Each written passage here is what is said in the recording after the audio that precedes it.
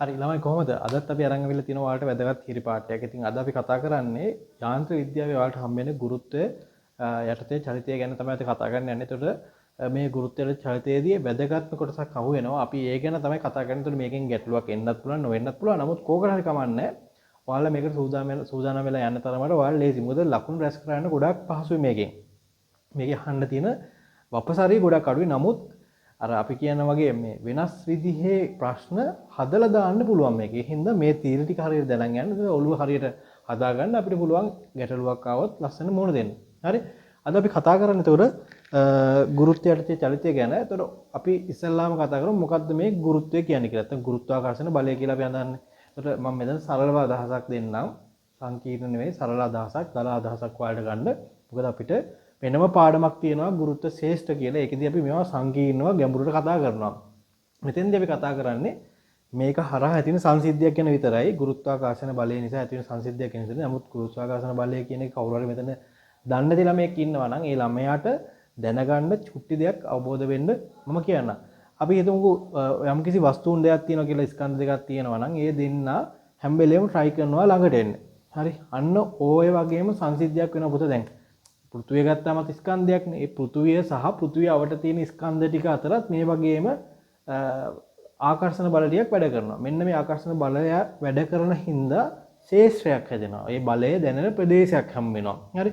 අන්න ওই ප්‍රදේශය තුල අර ආකර්ෂණ බලය ඇතිවීම තමයි මේ ගුරුත්වාකර්ෂණ බලයට හේතුවක් තියෙන්නේ. ඒතකොට ගුරුත්වාකර්ෂණ බලය නිසා මොකද වෙන්නේ? පෘථුවිය කියන ලොකු ස්කන්ධයට ඒ අවට තියෙන පොඩි ස්කන්ධය ඇද ගන්නවා. හරි? අන්න ওই සංසිද්ධිය තමයි ගුරුත්වාකර්ෂණ බලය ඇති වෙන්නේ. හරි? අන්න ඒක නිසා තමයි ගුරුත්වයේ යටතේ යම් චලිත ඇති වෙනවා. දැන් මොනවද ඒ චලිත? ඔයාලා දැකලා තියෙන ගොඩාක් එදිනදා ජීවිතයේ දකින හැමදේම ගුරුත්වයේ යටතේ තමයි ගොඩක් වෙලාවට වෙන්නේ නේද? අපි උදාහරණයකට මේ හිතන් ඉන්නෙත් ගුරුත්වාකර්ෂණ බලයේ යම්කිසි බලපෑමක් හින්දා. හරි? කොහොම හරි ඔයාලට ඇහැට පේන සංසිද්ධිය ටිකක් අපි ගමුකෝ. ගහකින් ගෙඩියක් කැඩුණාට පස්සේ මොකද වෙන්නේ? උඩට යන්නේ නැහැ නේ, අහස උඩට යන්නේ නැහැ නේ, පල්ලෙහාට වැටෙන්නේ. කොලයක් වරුණොත් පල්ලෙට වැටෙන්නේ. ඒ එන්නේ මොකද? ගුරුත්වාකර්ෂණ බලය නිසා. තව අපිට චලිත අවස්ථාවක් දකින්න පුළුවන්. හිතන්න ආනත තලයක් තියෙන. තේ තලයක් තියෙන මේ වගේ. මම හිතන්නේ මේ අත ගන්නකො මේක ආනත තලයක්. ආනතව තියෙන්නේ. මේකේ යම්කිසි වස්තුවක් තිබ්බ මොකද වෙන්නේ? මම මෙතන පෑන තිබ්බ මොකද වෙන්නේ? මෙයා පල්ලෙහාට මෙහෙම ලිස්සලා යනවා. නැත්නම් රෝල් වෙලා යනවා. පෙරල යනවා නේද? ඕක වෙන්නේ ආනත තලයේ යට තියෙනනේ පෘථුවිය. එයා ඇද ගන්න try කරනවා පල්ලෙහාට. අදින්න try කරනකොට එයා මෙතන කඩාගෙන යන්න බැරි නම් එයා යන්නේ මේක දිගේ. හරි අන්න ওই සංසිද්ධියත් මොකද වෙන්නේ දැන් ගුරුත්වය යටතේ චලිතය. ආයෙ මොනවද වෙන්නේ? දැන් හිතන පුතා කෙලින්ම දෙයක් උඩ දැම්මොත් වැටෙනවා පල්ලෙහාට. ඒ කෙලින්ම උඩ දැම්ම මේ පෑන මම උඩ දානවා මේ පල්ලෙහාට එතනින් වැටෙනවා. නේද? හැබැයි ඔයාලා හිතන්න යම්කිසි වස්තුවක් තියෙනවා එයා ඔයා කෙලින් දාන්නේ නැහැ. මෙයා ආනතෝ යවනවා. මෙහෙම යවනවා. මෙහෙම. හරි. ඒතර ඔයාලා දැකලා දැන් මම හිතන්න බෝලයක් ගන්නවා කියලා. මම කරන්නේ මේ පැත්තට u වේගයෙන් මේක විසි කරනවා u ප්‍රවේගයෙන් විසි කරනවා. එතකොට ඔයාලා මේ නිරීක්ෂණය කරලා තියෙන සංසිද්ධිය හිතන්නකෝ. මෙහෙම කරොත් මෙයා මෙහෙම ගිහින් මෙහෙම පහළට වැටෙනවා. නේද? පල්ලෙහාටම වැටෙනවා. කොකනේ වෙන්නේ? ඕකත් ඇති වෙන්නේ පුතා ගුරුත්වයේ හින්දා තමයි. මොකද උඩ දාන එකක් පල්ලෙහාට වැටෙන්න හේතුව ගුරුත්වාකර්ෂණ බලයනේ. හැබැයි එක්තරා අවස්ථාවක් තියෙනවා ඒ ප්‍රවේගයෙන් මෙයා විසි කරොත් එimhe උඩ දාලා ආය පල්ලෙහාට එන්නේ නැහැ. ඒතර මේ ශේෂ්ත්‍රය කඩාගෙන එළියට යනවා. ඒක අපි ගුරුත්ව ශේෂ්ත්‍ර පාඩමේ කතා කරමු. මෙතෙන්දී අපිට වැදගත් වෙන්නේ මොකද්ද? දැන් මෙතෙන්දී මම යම් කිසි ප්‍රවේගයක් දිලිසන අර ප්‍රවේගයට වඩා අඩු ප්‍රවේගයක් ඒ ප්‍රවේගයෙන් බෝලයක් විසි කරා කියමු. අපි සරල සංසිද්ධියක් ගමුකෝ. බෝලය විසි කරාට පස්සේ බෝලය මෙහෙම උඩට ගිහින් පල්ලෙහාට යනවා. දැන් ප්‍රශ්නයක්. සර් මේ පෑන කෙලින් උඩ දානකොට නම් එයා උඩට ගිහින් වැටෙන්නේ. මෙයා උඩටත් යනවා හරහටත් යනවා. නේද? හරි. අපි දැන් මේක ටිකක් සරල කරගමු. ඔයාලා දන්නවා දෛශික සහ අදිශ පාඩම ගැන කතා කරනකොට ඕනෑම දෛශිකයක් එයාට ලම්බක දෛශික දෙකකට විභේදනය කරන්න පුළුවන්. මම මතක් කරොත් එහෙම මේ වගේ දෛශිකයක් තිබ්බොත් මෙයාව මට සිරස් සහ තිරස් හරි තිරස් සහ සිරස් දෛශික දෙකකට කඩා ගන්න පුළුවන්. එයා ලම්බක දෛශික දෙකකට. ඒතකොට මම මේ අතර කෝණේ θ කියලා ගත්තොත් මෙතෙන් එන්නේ මොකද සංරචක දැන් දන්නවා u cos θ. මෙතෙන් එන්නේ u sin θ. හරි. එතකොට සර් දැන් මෙයා අයින් කරලා මේ එක්කෙනෙක් විතරක් ගන්න පුළුවන්ද? බෑ. මෙයා අයින් කරනවා නම් මේ දෙන්නම ගන්න ඕන. සර් එතකොට මෙයා අයින් කරන්නේ නැතුව මේ දෙන්නත් දාලා ගන්න පුළුවන්ද? බෑ. මෙයා අයින් කරනවා මේ දෙන්න ගන්න ඕන. මේ දෙන්න ගන්න නැත්නම් මෙයා ගන්න ඕන. දෙකෙන් එකයි. හරි. හැමෝම තියන වැඩේ කරන්න බෑ. හරිනේ. එහෙනම් අපි දැන් දන්නවා ආනතව තියෙන දෛශකයක් තිබ්බොත් ඒ දෙන්න ආනත ඒ දෛශකයට එකිනෙකට ලම්බක දෛශක දෙකකට අපිට මේක කඩා ගන්න පුළුවන්. හරි. මම ඒ වගේ මේකත් කඩා ගන්නවා.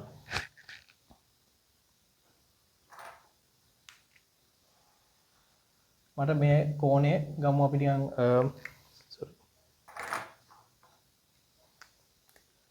මේ කෝණය ගමු තීටා කියලා. එහෙනම් මට මේක කඩා ගන්න පුළුවන්. මේ අතට තියෙනවා u cos θ.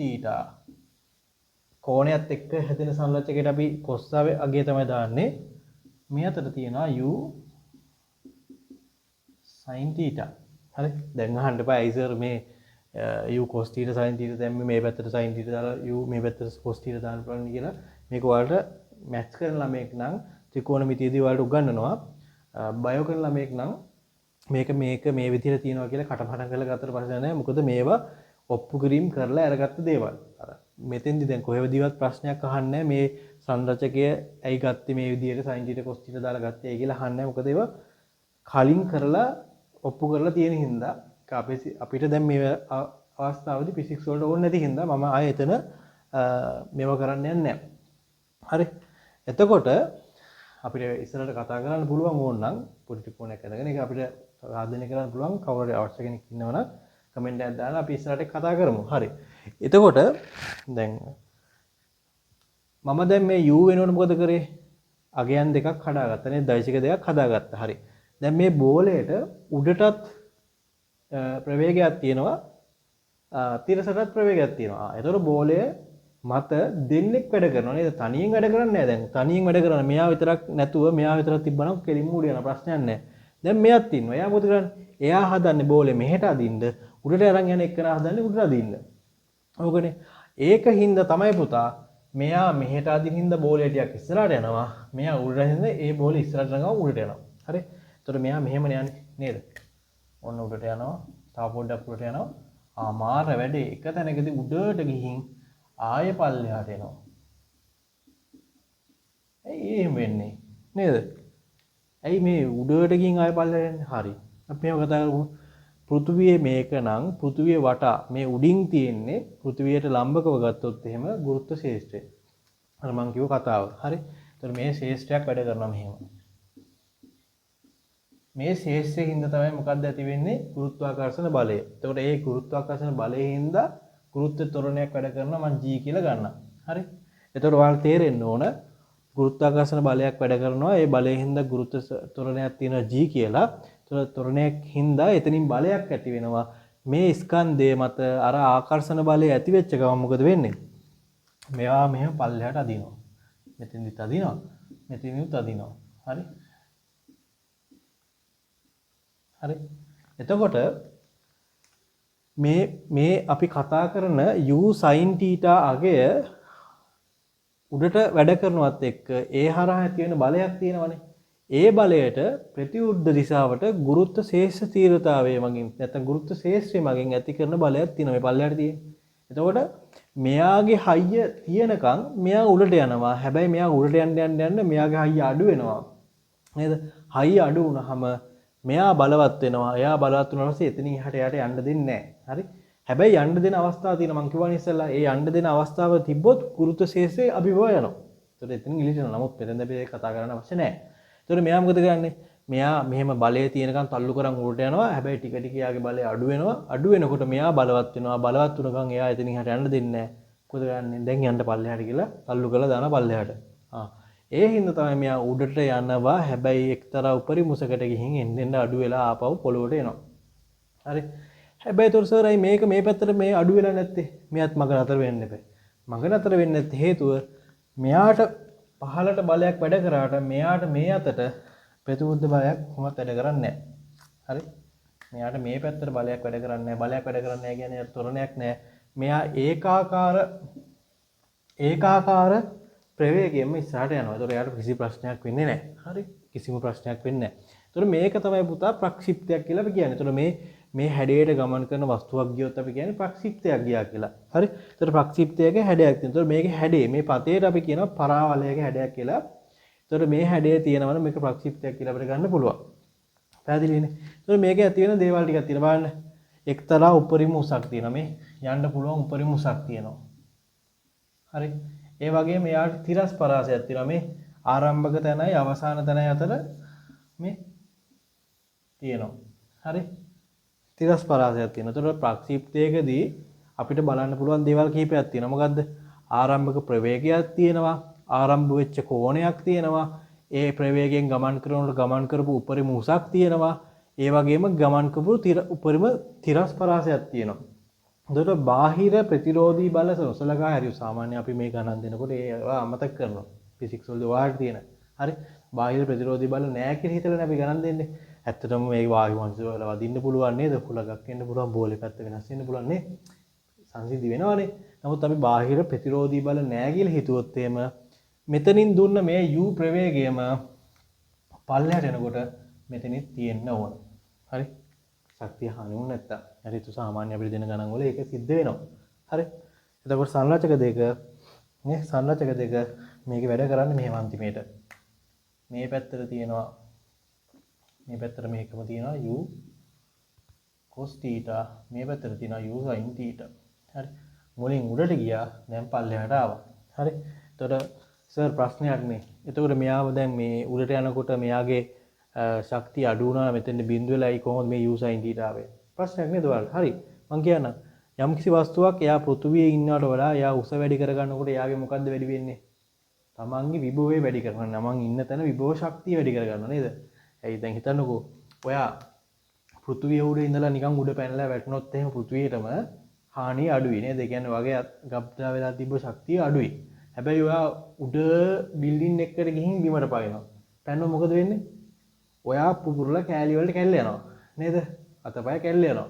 මොකද වෙන්නේ? ඔයා ගැබ් වෙලා තිබ්බ ඔයාගේ තිබ්බ ශක්තිය වැඩි උඩ ඉඳලා පල්ලෙහාට යනකොට අර වැදිච්ච ෂොට් එකට ඔයා පුපුරලා යනවා. හරි? ඔයාගේ කකුල් වලට ඔයාගේ පේශි වලට ඔයාගේ අවයව වලට ඒව දරන්න බැරි තරම් ශක්තියක් ඔයා අරන් ඉන්නේ පල්ලෙහාට. ගැටෙන්නේ වුණ ගමන් ඔයාගේ ශක්තිය වැඩිකම හින්දා ඔයා පුපුරලා යනවා විනාශ වෙනවා. හරි? අන්න ඒ වගේ. ඔයා උඩට යනකොට මේ තිබ්බ ශක්තිය, චාලක ශක්තිය ඔයා පරිවර්තනය කරගන්නවා මොකකටද? විභව ශක්තියකට. දැන් චලනය කරන්න බැරි වුණාට ඔයා උඩ ඉන්නේ. ඊට පස්සේ මොකද කරන්නේ? උඩින් බිමට අතාරිනවා. බිමට අතාරිනකොට මොකද වෙන්නේ? අර ඔයාගේ විභවය අඩු වෙන්න ඔයා ඒ විභවය කන්වර්ට් කරගන්නවා, පරිවර්තනය කරගන්නවා චාලක ශක්තියට. ඒකයි මේ මෙතෙන්දි ගබඩා කරගෙන හිටිය විභව ශක්තිය දැන් වැය කරගෙන එයාගේ චාලක ශක්තිය හදා ගන්නවා. චාලක ශක්තිය හදාගෙන u sin theta බවට පත් වෙනවා නැවත වතාවක්. මේක වෙන්නේ බාහිර ප්‍රතිරෝධී බල නැත්තම් සාමාන්‍ය චලිතයේදී වෙනවා. ගණන් හදන්න ඔයාලට පාවිච්චි කරන්න පුළුවන්. හරි. ලෝකෝත්තර සංසිද්ධිය. ඒතකොට මේකයි ප්‍රක්ෂිප්ත කියලා කියන්නේ. ඒතකොට ඔයාලට හොයන්න තියෙන්නේ තිරස් පරාසය, සමහරක් වෙලාවට මේකේ උපරිම උස, හරි. සමහරක් වෙලාවට මේ ප්‍රක්ෂිප්තය මේ හරියෙන් වගේ නතර කරන්න පුළුවන්. හරි. මෙතනින් නතර කරලා කියන්න පුළුවන් මෙතෙන් මේ හරියට ආවා කියලා. හරි. එතකොට ඒ සඳහා ගත වෙච්ච කාලය හොයන්න කියන්න පුළුවන්. නැත්තම් පටන් ගත්ත බිමින් නෙවෙයි උඩකින් වෙන්න පුළුවන්. හරි. ඔය වගේ පොඩ්ඩක් ගාන අච්චාරු කරන්න පුළුවන්. හරි. එතකොට ඔයාලා හිතන්න ඕන එකම දේ මෙන්න මේ concept එක විතරයි මෙතන තියෙන්නේ. ආරම්භක ප්‍රවේගයක් තියෙනවා නම් එයාට සංරචක දෙකයි. එයාට යන්න පුළුවන් උපරිම උසක් තියෙනවා. තිරස් පරාසයක් තියෙනවා. ඒක රූප සටහනක් ඇඳගත්තොත් එහෙම ඔයාලා ලස්සනට මේ ගැටලු විසඳන්න පුළුවන්. හරි. ඕක තමයි සංසිද්ධි ටික තියෙන්නේ. හරි. එතකොට මම එවෙලෙත් කිව්වා මේක හැඩය ගත්තම් පරාවලීයයි ඊළඟට මේකේ තියෙනවා තිරස් පරාසයක් උපරිම උසක් හම් වෙන සිරස් උසක් හම් වෙනවා ඊට අමතරව මේ පැත්තට ගමන් කරන්නේ ඒකාකාර ප්‍රවේගයෙන් මොකද ත්වරණයක් නැහැ නමුත් මෙහෙට යනකොට ඒකාකාර ප්‍රවේගයෙන් යන්නේ ත්වරණයේ දින්ද ප්‍රවේගය වෙනස් වෙනවා හරි ඊළඟ වැදගත් දෙයක් විදිහට ගත්තොත් එහෙම අපි මෙහෙම හිතවනෝ දැන් මෙයා මෙන්න මේ ප්‍රක්ෂිප්තයේ වැඩි දැන් අපි හිතමු මේ ප්‍රක්ෂිප්තය මෙහෙම කරන්නේ නැතුව මෙතන තියෙනවා. මෙහෙම මෙතනින්ම පටන් ගත්තොත් ඔයා මෙහෙට යවන්න පටන් ගත්තොත් මේක මේ පොළවේ තියෙන ඝර්ෂණය නැතිනම් මෙයා කෙලිම දිගටම යනවා. නේද? ඒතකොට එයාට සිරස් පරාසයක් නැති වුණාට තිරස් පරාසය වැඩි. නේද? තිරස් පරාසය වැඩි. මෙයා එන්න මේ කෝණය වැඩි කරනවා. මෙහෙම වැඩි කරනවා. මොකද වෙන්නේ?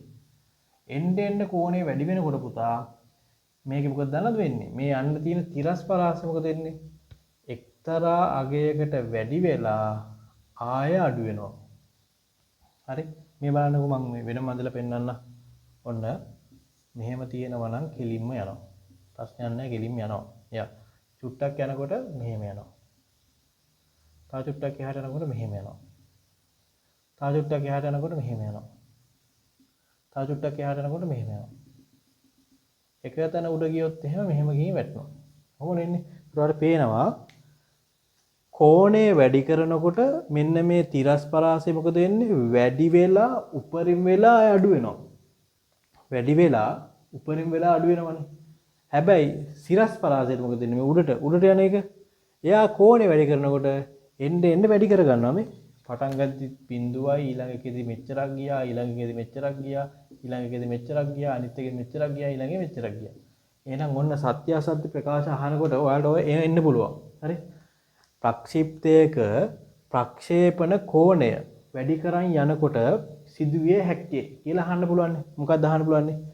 තිරස් පරාසය වැඩි වී උපරිම වී අඩු වේ. හරි? තිරස් පරාසය වැඩි වෙනවා උපරිම වී අඩු වෙන්න පුළුවන්. ඊළඟ මොකක්ද වෙන්නේ? සිරස් පරාසය උඩට යන එක නිරන්තරයෙන් වැඩි වේ. හරි? ඔක වැරද්දවල ගලපන්න නැතුව දෙන්නත් පුළුවන්. ඔයාලා හොඳ සිහියෙන් ඉන්න මේ වගේ රූප සටහනක් ඇඳ ගන්න එක මහ ලොකු දෙයක් නෙවෙයිනේ. ඔයාලා ඕන තරම් බෝල විසි කරලා ක්‍රිකට් ගහලා ඇති නේද? එතකොට සංසිද්ධි දැකලා ඇති නේද? මැච් බලමු නැති කෙනෙක් නැති වෙන්නේ නේද? පිටන ඉන්න ළමයි නේද? එතකොට ඔයාලට හොඳ අවබෝධයක් මේකට තියෙන. එතකොට උත්තර දෙන්න හරි පහසුයි. හරි? ඕක තමයි ප්‍රක්ෂිප්ත කියලා කියන්නේ. එතකොට මේකට කරන්න තියෙන පොඩි දේවල් ටිකක් විතරයි. අපි දන්නවනේ දැන් මම කලින් වීඩියෝ එකක් දාලා තියෙන චලිත සමීකරණ ගැන. චලිත සමීකරණ ටිකක් දාලා මේ දුරවල් ටික කාලය අනමාන ටික එකතු කරලා බලන්න විතරයි තියෙන්නේ. හරි. මොනවද අපිට දාන්න තියෙන දේවල් ටික? අපි හිතමු. තව එක දෙයක් මට කියන්න බැරි වුණා. මෙන්න මේ කෝණය තියෙනවනේ. මේ කෝණය අපිට දැන් මේක මට වෙනම සාධනය කරලා වෙන්නන්න පුළුවන්. හරි. අපි ඒකත් හදලා බලමු ඕනනම්. මේක මෙතන දැන් කෝණය තියෙනවනේ. මේ කෝණය අංශක 45ක් වුණාට පස්සේ මේ θීට සමානයි පයි බෙදීම 4ක් වුණාට පස්සේ එහෙම නැත්නම් අංශක 45ක් වුණාට පස්සේ තමයි උපරිම ප්‍රක්ෂේපණ තිරස් පරාසය හම්බෙන්නේ. මෙන්න මේ වැඩිම දුර. හරි ඒක අපිට සාධනය කරලා ගන්න පුළුවන්. හරි උපරිම මේ දුරක් සඳහා කියලා. උපරිම තිරස් පරාසයක් සඳහා කියලා. එතකොට අපි උපරිම තිරස් පරාසය මෙතන අපි නිකන් හිතමු S කියලා. උස H කියලා හිතමු උපරිම පරාසය. හරි. මේ සමස්ත කාලය සඳහා මේකට ගත වෙච්ච කාලය කැපිටල් T කියලා ගමු. හරි. ඔන්න ඔය ටික තමයි රාශීන් ටික. ඒතකොට ඔයාලකින් අහන්න පුළුවන්නේ මේ S අහන්න පුළුවන්, H අහන්න පුළුවන්, T අහන්න පුළුවන්. මේ ටික ඔක්කොම දීලා U අහන්න පුළුවන්. ඕක ගම තියෙන. ඒතකොට ඔයාලා මොනවද කරන්න ඕන? චලිත සමීකරණ වෙනම දානවා. උඩට වෙනම දානවා, තිරසට වෙනම දානවා. දැන් H හොයන්න නම් මෙහෙට දාලා හරියනවද? මේ H හොයන්න නම් තිරසට දාලා හරියනවද? නැහැ. එයා සිරසට දාන්න ඕන. මේ ප්‍රක්ෂේපණ ප්‍රේගය දන්නවා චලිතයේ ගමන් කරපු දුර හොයන්න තියෙන උඩට ගමන් කරපු දුර. එතකොට ඒක සඳහා ගත වෙච්ච කාලය දන්නවා නම් ප්‍රක්ෂේපණය සඳහා තියෙන ත්වරණය දන්නවා නම් අපිට ගාන හදන්න පුළුවන් නේද? නිකන් හිතන්නකෝ. දැන් මේ h හොයන්න ඕන කියලා අපි මම නිකන් කරන්නම්. සමස්ත ප්‍රක්ෂිප්තයට අපිට යනවා t කාලයක්. එතකොට මේ පැත්තේ මෙතනින් හරියටම භාගයක් වෙන වෙනවා නම් අපිට මේ කෑල්ල ගන්න පුළුවන් t බෙදීම 2යි කියලා. මේ කෑල්ලට විතරක්. මේ කෑල්ලට t බෙදීම 2යි. එතකොට t කියලා හැදෙන්නේ නේද? සම්පූර්ණ t හැදෙන්නේ. මුල් අර්ධයටයි අවසාන අර්ධයටයි සමාන කාලය යන්න බෑ නේද? උඩට ගියා වගේ පල්ලෙට එන්න බෑ නේද? එහෙනම් මේ පැත්තේ t බෙදීම 2යි, එහා පැත්තේ t බෙදීම 2යි. මට h දැන් හොයන්න ඕන. මම මොකද කරන්නේ? උඩට තියෙන චලිතය සලකලා මම දානවා සමීකරණය. හරි. අපිට පහසුවෙන් දාන්න පුළුවන් දැන් මේ h කියන්නේ දුරක් නේද? හරි. ඒතර ත්වරණයකුත් තියෙනවා මේ පල්ලෙහාට g කියන්නේ. උඩට ප්‍රක්ෂේපණය කරපු ප්‍රවේගෙත් තියෙනවා. කාලෙත් තියෙනවා. අපිට දාන්න පුළුවන් නේද මෙහෙම? අපි තියෙන සමීකරණ ටික මම මතක් කරන්නකෝ. p සමානයි u ධන at. මෙයා ගන්න පුළුවන්ද? බෑ. මේක s හොයන්න නෑ කොහොමවත්. එහෙනම් මෙයා ගන්න බෑ. s තියෙන සමීකරණ මොනවද තියෙන බලන්න. s සමානයි u ධන v බෙදීම 2ක් t. මේක හොයන්න පුළුවන්. හරි. මම මෙතන තව දෙයක් කියන්නම්. ඒකට අපි එනකොට කියන්න. තව තියෙන මොනවද? s සමානයි ut ධන භාගයයි at වර්ගය. තව එකක් තියෙනවා. v වර්ගය සමානයි u වර්ගයේ ධන 2as. හරි? හරි. එතකොට ඔය චලිත සමීකරණ හතර පාවිච්චි කරලා අපිට ගණන් හදන්න පුළුවන් නේද? එතකොට දැන් මෙතන මේ පළවෙනි අර්ධය සලකවුවොත් උඩට තියෙන ප්‍රවේගය මොකද වෙන්නේ බලන්න. මෙතනින් යනකොට u sin θ යනවා. හැබැයි උඩට යනකොට එයා මොකද වෙනවා කියම අඩු වෙනවා. මෙතෙන්ට આવර මොකද වෙන්නේ? උඩට තියෙන ප්‍රවේගය බිඳුවක් වෙනවා. හරි? බිඳුවක් වෙනවා. ඇයි යන්න පුළුවන් උඩරිම තැනට ගිහින් තියෙන එතන යන්න බෑනේ. එතන යන්න යන්නේ නැහැ කියන්නේ එතනදී ක්ෂණික නිශ්චලතාවයටපත් වෙලා ආයෙ පල්ලෙට යනවනේ. ආ d සමානයි බිඳුව කියනවා. අපිට මේ සමීකරණය පාවිච්චි කරන්න බැයිද? u දන්නවා, v දන්නවා, t දන්නවා නම් s හොයන්න සමීකරණ පුළුවන් බැයිද? පුළුවන්. හරි. හැබැයි මෙයා පාවිච්චි කරොත් මොකද කරන්නේ අපි? මෙයා පාවිච්චි කරොත් එම s දන්නවා. s තමයි h. හරි. ඊළඟට u දන්නවා, ආරම්භක ප්‍රවේගය දන්නවා, කාලය දන්නවා, ගත වෙච්ච t බෙදීම 2යි. භාගය කියන්නේ කොහොමද දාන්න බලන්නේ? t වර්ගයත් කොහොමද දාන්නේ? a තමයි දන්නේ නැත්නම්. ඒ චලිතයේ තියෙන ඒ චලිතය සඳහා තියෙන තොරණය මොකක්ද? පල්ලෙහාට g මේ පල්ලෙහාට g තියෙන මේ පල්ලෙහාට g තියෙනවා නම් මේ වගේ වෙලාවට අපි ගන්නේ a සමානයි ඍණ g කියලා. ඒ චලිතය උඩට සලකන්නේ පල්ලෙහාට නිතරනේ තියෙන්නේ. නේද? ඒ තමයි ඍණ g කියලා ගන්න. අපිට එහෙම දාන්න පුළුවන්. එතකොට මෙයා පාවිච්චි කරොත් එහෙම එයා පාවිච්චි කරලා පුළුවන්. එතකොට එතනදි නැති වෙන්නේ කවුද? කාලය තමයි නැති වෙන්නේ. v වර්ගය වෙනකොට බිඳුවේ වර්ගය දාන්න පුළුවන්. හරි? u වර්ගය වෙනකොට මේ u sin θ දාන්න ඉන්න එතනින් දාන්න පුළුවන්. s 2යි a වෙනකොට a දාන්න පුළුවන් g ඍණ g කියලා s දාන්න පුළුවන් මෙතෙන්ද. එතකොට h සඳහා ප්‍රකාශය ලියමු. අපි එකක් හදලා බලමුකෝ. අපි එකක් හදලා බලමු නිකන් ඔයාලට මේක ඇඟට දැනෙන්න ඕන හින්දා. හරි. මම මේ අවසාන එක ගන්නම්. ඉහළට v වර්ගය සමානයි u වර්ගයේ ධන 2a සමීකරණය භාවිතා කරලා අපි හදන්න යන්නේ. v වර්ගය කියන්නේ බිඳුවේ වර්ගය. එහෙනම් මේ පැත්ත බිඳුවයි. ආරම්භ ප්‍රවේගයේ වර්ගය u sin θ වර්ගය නේද? u sin θ වල වර්ගය. එතකොට u වර්ගයක් තියෙනවා මෙතෙන්ද. දෙකම sin වර්ගයෙන් එන්නේ නේද? ධන 2යි ඍණ g h. හරිනේ. එතකොට මේ පැත්ත කොහොමද දෙන්නේ? බිඳුව සමානයි u වර්ගය sin θ වල වර්ගය ඍණ 2g කියලා ගත්ත හැකි. 2gh. හරි. මේ ඍණ 2gh එහා පැත්තට ගන්න පුළුවන් මට. කොහොමද දෙන්නේ එතකොට? 2gh මේ පැත්ත ඉතුරුනා u වර්ගය sin වර්ගය θ. හරි. ඒත් h සඳහා සමීකරණය මට ගන්න පුළුවන් u වර්ගය sin වර්ගය θ බෙදීම 2g. ඒතර කෝණය දන්නවනම් මෙතන sin එක අගය හොයා ගන්න පුළුවන්. u දන්නවා නම් මෙතන අගය හොයා ගන්න පුළුවන්. g දන්නවා නම් අගය හොයා ගන්න පුළුවන්. මෙතන g දන්නවනේ g සමාන කරලා දීලා තියෙනවා නේ. ඒතර 10ක් කියලා දෙන වෙලාව 9 දශම ගණන් දෙන්න පුළුවන්. ඒ වෙලාවට ගන්න පුළුවන්. මේකෙන් අපිට උපරිම උස හොයන්න පුළුවන්. හරි. උපරිම උස හෙව්වට පස්සේ සමහරක් වෙලාවට කාලය හොයන්න තියෙනවා නේද? එතකොට මේ සමීකරණේ පාවිච්චි කරලා උපරිම උස හොයාගෙන අපි ඒක හෝ මේක පාවිච්චි කරලා මේක හෝ මේක පාවිච්චි කරලා මේ දෙක එකක් පාවිච්චි කරලා අපිට කාලය හොයාගන්න පුළුවන්. එතකොට මේ සඳහා ගත වෙච්ච කාලය හොයන්න පුළුවන්. ඊට පස්සේ තිරස් පරාසය හොයන්න පුළුවන්. කාලය හොයාගෙන ඒකෙන් මේක හොයන්න පුළුවන්. එතකොට මෙතන තියෙන්නේ මහා ලොකු දෙයක් කිසිම දෙයක් නැහැ. ඔයාලා දැනගන්න ඕන මේ වස්තුවට තියෙනවා සිරසට වගේම තිරසට සංරචක දෙකක්.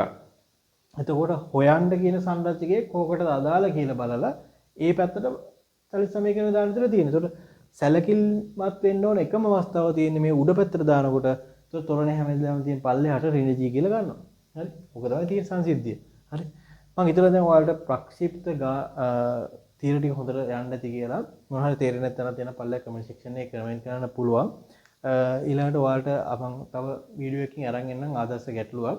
ඒ ගැටලුව විසඳනකොට ඔයාලට තේරෙයි කොහොමද මේකට චලිත සමීකරණ දාලා මේක විසඳන්නේ කියලා. ඇත්තටම ඔයාලට පහසුයි චලිත සමීකරණ ටික මතකේ තියෙනවනම් චලිත සමීකරණ වල තියෙන දැන් භාවිතාවෙන් නැති රාශිය මොකක්ද කියලා අවබෝධයක් තියෙනවා ශනිකව ගන්න පුළුවන්. ඊළඟට ඒක ප්‍රශ්නෙත් එක්ක ඩිපෙන්ඩ් වෙනවා. ඒතකොට ප්‍රශ්නේ අහන දේ අනුව ඔයාලා උත්තර දෙන්න ඕන. දැන් මෙතන මම කරා වගේ අපි හිතමු තිරස් පරාසය හොයන්න කියලා තමයි එන්නේ. ඒතර ඔයා මොකද කරන්නේ? ඉස්සල්ලාම මෙතනින් මේ සඳහා ඒ කියන්නේ උපරිම උස යන්න ගත වෙන කාලය හොයා ගන්න ඕනේ. ඒක ඩබල් කරලා මේකට යන කාලය හොයාගෙන ඒ පැත්තට තියෙන ප්‍රවේගයට සමීකරණ දාලා ගන්න පුළුවන්. ඒතර මෙතන හොඳම දේ තමයි මේ වගේ සමීකරණයක් ගන්න එක. මොකද මේ පැත්තේ තොරණයක් නැතිද මේ සම්පූර්ණ කැලේ නැති වෙනවා. S සමාන UT කියන සමීකරණය කෙලින්ම දාන්න පුළුවන්. ඒ තොරණේ බිඳුවනේ මොකද මම කිව්වා තිරසර තොරණයක් නැහැ කියලා. හරි. එහෙනම් මම හිතනවා ඔයාලට හැමෝටම ප්‍රක්ෂිප්ත පාඩමේ තියරි ටික හොඳටම තේරෙන්නේ නැති කියලා. තේරෙන්නේ නැත්නම් පල්ලෙහා කමෙන්ට් සෙක්ෂන් එකේ කමෙන්ට් කරන්න. මේ වගේ වීඩියෝස් බලන්න අපේ YouTube channel එකට එකතු වෙන්න. ඔයාලට නොමිලේ හැමදේම දැනගන්න පුළුවන්. වැඩි විස්තර ඩිස්ක්‍රිප්ෂන් එකේ තියෙනවා. ඔයාලට එතනකින් දැනගන්න පුළුවන්. එහෙනම් හැමෝටම සුබ දවසක්.